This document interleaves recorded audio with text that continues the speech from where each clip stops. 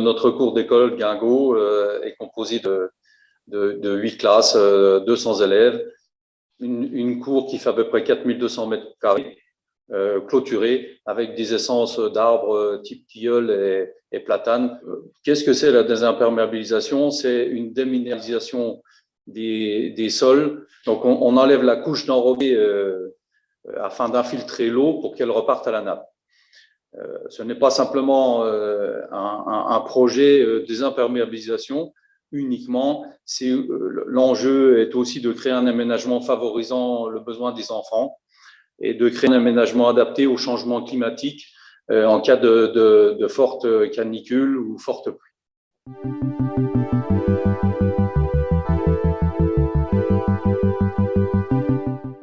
C'est je pense, une gestion durable et intégrée de l'eau. Nous allons avoir une baisse notable des rejets d'eau dans nos réseaux d'assainissement et nous mettons la nature à portée des enfants avec plusieurs espaces pédagogiques, des jardins potagers, mais aussi des jardins senteurs. L'infiltration des eaux va réactiver les sols. L'eau, c'est la vie. Et cela est particulièrement vrai pour l'activité biologique du sol. Donc cela profite également aux végétaux. Nous avons souhaité conserver tous les arbres de la cour, tilleul et platane. De nouvelles essences, bien sûr, seront plantées dans les noux qui sont des fossés d'infiltration en bas de la cour, afin de créer un rideau végétal sur tout le pourtour de la cour. En fait, l'objectif est d'en faire un cocon végétal.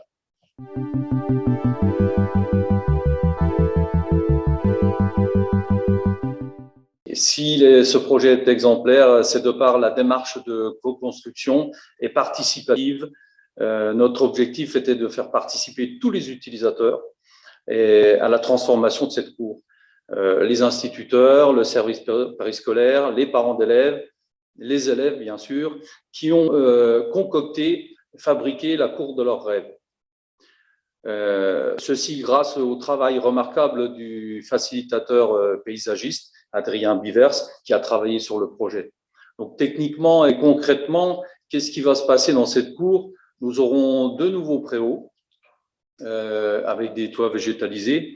Les autres toitures vont être récupérées pour l'arrosage des espaces verts, mais aussi le chargement en eau de la balayeuse. Nous allons instaurer des gradins qui nous sont demandés par les instituteurs pour faire des spectacles de plein air, des espaces calmes aussi pour les enfants, une rampe PMR qui sera constituée aussi dans la butte de la cour d'école, et nous aurons des dalles à joints engazonnés qui permettront à l'eau de s'infiltrer dans le sol. Cette cour sera aussi un espace pour recevoir un marché de commerçants et de producteurs locaux, et nous aurons aussi des chantiers participatifs lors des plantations, notamment avec les enfants. Nous leur demanderons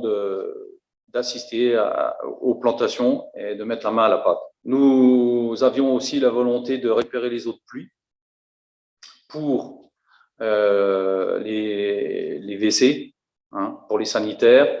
Voilà, en gros, ce que va être notre future cour d'école.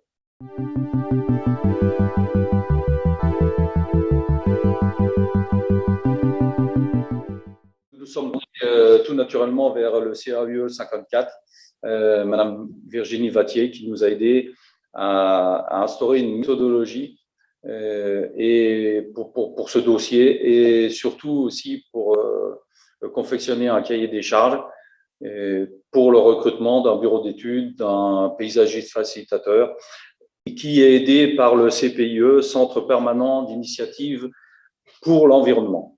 Sans oublier bien sûr l'agence de l'eau qui nous a vraiment bien aidés par l'intermédiaire de Monsieur Rodriguez, qui a suivi le dossier de A à Z avec nous. Il faut compter à peu près 1 million le projet, parce qu'il y a aussi 250 000 euros de préau. La part de financement par l'agence de l'eau, dans un premier temps, s'élève à 550 000 euros. Sur l'agence de l'eau, nous a bien conseillé et surtout conseillé pour l'optimisation financière de ce projet. Projet qui, bien évidemment, ne verrait pas le jour s'il n'y avait pas la subvention de l'agence de l'eau.